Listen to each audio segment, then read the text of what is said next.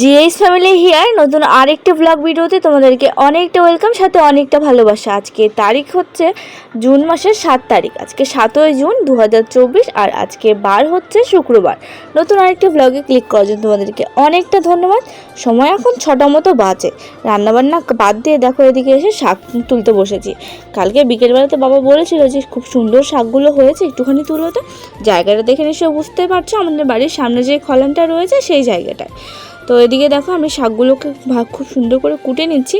আর এই যে বৃষ্টিতে কুটে না তুলে নিচ্ছি, বৃষ্টি পাওয়ার পর যে এত সুন্দর কচি কচি শাক বেরিয়েছে কি আর বলবো। কিন্তু একটা ব্যাপার, মানে দেখে লোভ হলেও তুলতে গিয়ে লোভ হলেও খেতে আমার মনে একদমই যায় না।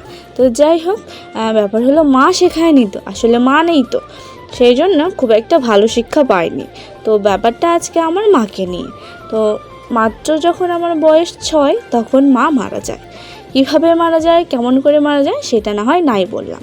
তো এদিকে দেখো শাক তুলছি, আর চলো তোমাদের সাথে আজকে একটুখানি গল্পটা শেয়ার করে দিই।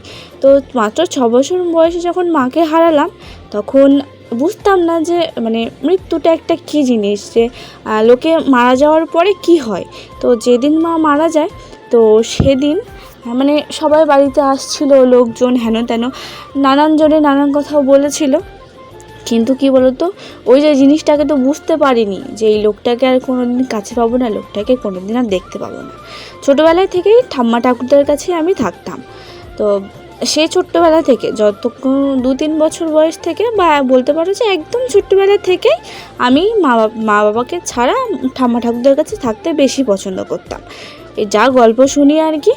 তো মা তো নেই যে গল্প করে শোনাবে, ঠাম্মার মুখে যতটুকু শোনা সেই ততটুকু।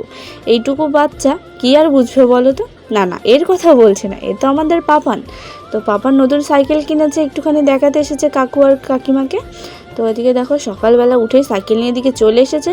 আর আমি যখনই বলছি যে সাইকেলটা একটুখানি আমাকে দিবি, সে কি রাগ না করেই যাচ্ছে, রীতিমতো মানে ছুলেও যেন খেপে যাচ্ছে আর কি। তো চলো আজকে তোমাদের সাথে একটুখানি ব্লগের ইয়েটা বাদ দিয়ে অন্য একটা বিষয় তোমাদের সাথে একটুখানি গল্প করে নিই। আসলে মাঝেও যে এই কথাগুলো যারা বলে থাকে আমাদের, যে মানে ছোটোবেলায় থেকেই শুনছি, মানে কিছু একটা দুষ্টুমি করলে, আসলে বয়স কম তো, কিছু একটা দুষ্টুমি করলে ছোটোবেলায় মানে কথায় কথায় শুনতে হতো মা মরা মেয়ে তো পাজি তো হবেই। তারপরে টুকটাকি একটুখানি ভুল করলে শাসন করার তো কেউ নেই, মা নেই তো পাজি তো হবেই। বিয়ের পর যে কী হবে তাই দেখো না, সংসার করতে পারবে কি না। আসলে সংসারের জন্য মাকে লাগে না, বুঝলে তো। অনেকের মা আছে, অনেকের সংসার কিন্তু ঠিকঠাক নেই। তো ব্যাপার হলো যে সংসারটা সব কিছু নিজের দায়িত্বে, যে সে যদি ইচ্ছে করে যে সংসার করবে, তার মা থাকুক বা না থাকুক সে করবেই। আর সত্যি কথা বলতে, একটা মেয়ের সংসার ভাঙার পেছনে সব থেকে বড় কাঠি করে তার নিজের মা।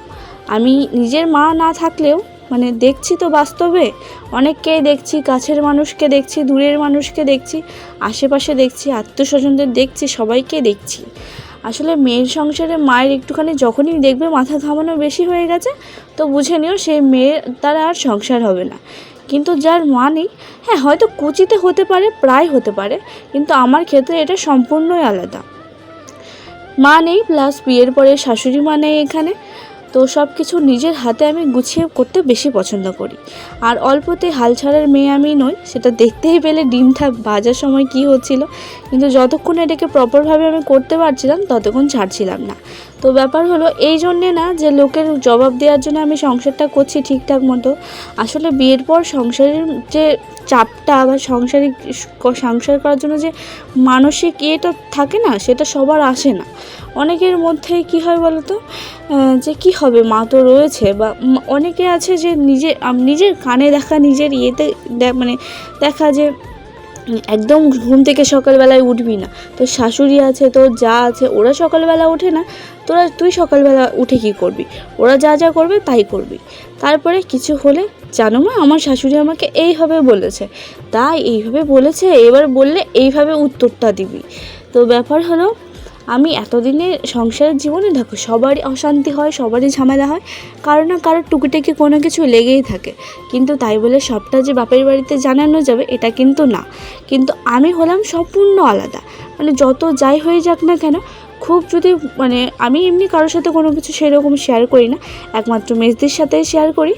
আর আমার ঠাকুমাকেও কিছু বলি না, আর মা তো নেই। তো ব্যাপার হলো যে কেউ কোনো কিছু যখনই শেয়ার করতে যাবে না, যদি পরিবারের লোক ভালো হয়, আমি একটুখানি টুকিটাকি যখন সহ্য করতে পারি না, তখন মা বলতে তো ঠাকুমাকে চিনি সেই ছোটোবেলা থেকে।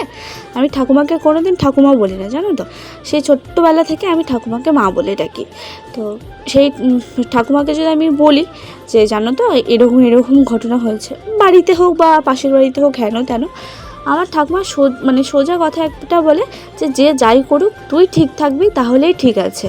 তো আর ওই যে বললাম, আবার অনেকে বলবে যে তাই এরকম ব্যাপার, শাশুড়ি শ্বশুর এরম বলেছে, তোর সাথে এরম করছে, তুই এইভাবে উত্তর দিবি। তো ওই যে বললাম যে সে সংসার করবে কি না সেটা তার মাথায় থাকতে হবে, এতে মায়েরও দোষ নেই, কারোরও দোষ নেই। আসলে ছোটোবেলায় যখন কথাটা শুনতাম না যে মা মরা মেয়ে এরম পাজিত হবেই, মা মরা মেয়েরা এরমই হয়, তখন কি বলবো, এমনিতে যখন বুঝতে পারলাম যে মা নেই, মা কী জিনিস, তখন তো এমনি ধরো কষ্ট হতোই, তার উপরে যখন এইরকম কোনো কথা বলতাম না, সত্যি তাদেরকে কোনো জবাব দিতে পারতাম না, জানো তো, যে হ্যাঁ সত্যিই তো বলছে, মা তো নেই। কিন্তু যদি মা থাকতো তাহলে কি এইভাবে বলতে পারতো যে আমি পাজি কি হ্যান ত্যান? আসলে দেখো, বয়সটা যেমন মানে ছোটোখাটো বিষয় নিয়ে, ছোটোখাটো হেন তেন নিয়ে একটুখানি তো সব কিছু মিলিয়ে মিশিয়ে করে নিতেই হবে। তো যাই হোক, বাদ দাও সেসব কথা, অনেক কিছু বললাম। তো মানে যাদের মা নেই শুধু তারাই ফিল করতে পারে যে যখন কথাগুলো এই বুকে এসে লাগে না, যে তোর তো মা নেই, মা মরা মেয়ে এরমই হবি। দেখো, মা মরা মেয়ে বিয়ের পর সংসার করবে কি না, মায়ের কোনো শিক্ষা নেই, এরকম একটা ব্যাপার এসে দাঁড়ায় যখন, তখন সত্যি মানে বুকের ভেতরে যে কি হয়, মানে সেটা যার আছে সে বুঝবে না, বুঝলে তো, যতদিন মা আছে ততদিন বুঝবে না, কিন্তু একবার হারিয়ে ফেললে তখন বুঝবে যে হ্যাঁ কথাটা কিভাবে বুকে এসে আঘাত করে। তো যাদের আছে তারা তো বলে দেয়, আর বা যাদের বয়সের সাথে সাথে যাদের মা বাবা হারিয়ে যায় তাদের ক্ষেত্রে ঠিক আছে। কিন্তু ওই যে মাত্র 6 বছর বয়সে যখন জানতাম না যে মা কী জিনিস, মানে মারা যাওয়া কী জিনিস, তখন যে মাকে হারিয়েছি, এটা যে কতটা যন্ত্রণার এখন বুঝতে পারি। তো অনেক কিছু হয় যেটা মনে হয় যে মাকে ছাড়া আর কাউকে বলা যাবে না। তো অনেক কিছু মাঝে মধ্যে ডিসিশন নিতে হয়, যেটা সবার সাথে হয় না, তবে মা থাকলে ভালো হতো, এরকম একটা ব্যাপার যখন চলে আসে তখন না ভীষণ মানে কষ্ট হয় আর কি বলবো। তো এই যে বিয়ের পরে যে সব কিছু নিজের হাতে তুলে নিয়েছি, কই মা তো শিক্ষা দেয়নি, তাহলে কি করে পারছি? আর যদিও বা মা থাকতো তাহলে মা বলার পর কি আমি এই কাজগুলো করতাম? ওই যে বললাম, সংসারটা সম্পূর্ণ যে সংসার করবে তার উপরে, যতই আগে পেছনে মা থাকুক, শ্বশুর থাকুক, শাশুড়ি থাকুক, যার মেন্টালিটি যেরকম সে সেরকমই করবে, বুঝলে তো।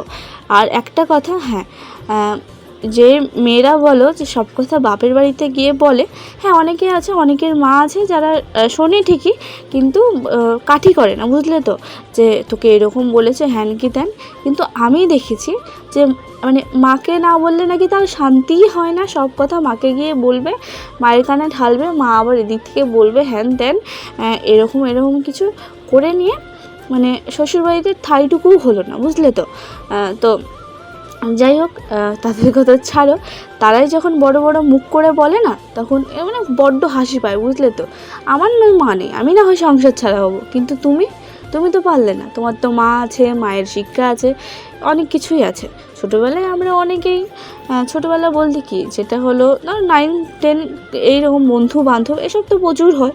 তো তখনও মানে ঘুরে ফিরে একই কথা, মানে যাদের মা নেই তাদেরকে ঘুরে ফিরে একই কথা শুনতে হয়, মা নেই হলো ভালো হবে না, স্বভাব চরিত্র ভালো না, জ্ঞান বুদ্ধি নেই, বোঝানোর কেউ নেই, দেখার কেউ নেই, এরকম করে বেড়ায়, সেরকম করে বেড়ায়, বিয়ের পরে সংসার করতে পারবে না, কেমন করে কি করবে, মায়ের বুদ্ধি ছাড়া কোনো কিছু হয় নাকি? মানে ঘুরিয়ে ফিরিয়ে যাই হোক না কেন, যাদের মা নেই তাদেরকে শুনতেই হবে যে তোমার দ্বারা কিচ্ছু হবে না, তুমি একদম বাজে, তোমার দ্বারা কোনো দিন সংসার হবে না। তো যাই হোক, আজকে ব্লগটা কেমন লাগলো অবশ্যই জানিও। আর কিছু কথা একদম তাদেরকে একদম মেনশন করে বলেছি, নাম তো নিয়ে যাবে না, ভদ্রতা তো একটুখানি রাখতে হবে, তাই না? তো জবাবটা কেমন লাগলো একটুখানি জানিও, ব্লগটা তো দেখছো। তো চলো আজকের মধ্যে এখানে টাটা। আর তোমরা প্লিজ যারা আমার ভিউয়ার্স, যারা আমাকে মানে ভিডিওর মাধ্যমে যেন কিছু বলো না, আসলে সত্যি মা হারানোর যে কী যন্ত্রণা সেটা জানলেই সেই বোঝে। তো কিছু মনে করো না, আজকে তোমাদেরকেও একটুখানি কটু কথা শুনতে হলো, আসলে তোমাদেরকে আমি কিচ্ছুই বলিনি, আমি তোমাদের সাথে আমার একটুখানি সব কিছু শেয়ার করলাম। আর তার সাথে যারা আমাকে এরকম কথা বলেছিল তাদের একটুখানি উচিত শিক্ষা দিলাম আর কি। যাকে উচিত শিক্ষা মানে একটুখানি বললাম যাতে নেক্সট টাইম না বলে। তো এখন বলে না মোটামুটি, কিন্তু যখন শুনতাম না সত্যি এত কষ্ট হতো যে তোমাদেরকে বলার মতো না। তো চলো, ভালো থেকো, সুস্থ থেকো সকলে। দেখা হচ্ছে পরের দিন নতুন আরেকটি ব্লগ নিয়ে। আর চ্যানেলে যদি কেউ নতুন হয়ে থাকো তাহলে কিন্তু অবশ্যই চ্যানেলটিকে সাবস্ক্রাইব করো। আর সত্যি বলতে মাঝে মাঝে এইরকম একটুখানি ভিডিওর মধ্যে আমি ঝাড় দেই, যারা নতুন রয়েছে তারা একটুখানি শুনে নাও। আমি রোজ ডেলি ব্লগ শেয়ার করি ঠিক হয়, কিন্তু তার মাঝখানে আমার একটুখানি জীবনের সাথে জড়িয়ে থাকা কিছু গল্প তোমাদের সাথে শেয়ার করি, যেমন আজকে তোমাদের সাথে জানালাম। একবার শেয়ার করেছি যে মা নেই, কিন্তু এবার একটুখানি ডিটেলসে তোমাদের সাথে শেয়ার করলাম। তো সত্যি মানে এই কথাটা না তোমরাও কোনোদিন কাউকে বললো না যে তোমার মা নেই, তোমার কোনো শিক্ষা নেই। সত্যি মানে শিক্ষাটা বড় কথা না, কিন্তু কথাটা শুনলে বুকে ভীষণ আঘাত লাগে। তো চলো, আজকের মতো এখানেই বিদায় নিচ্ছি, টাটা।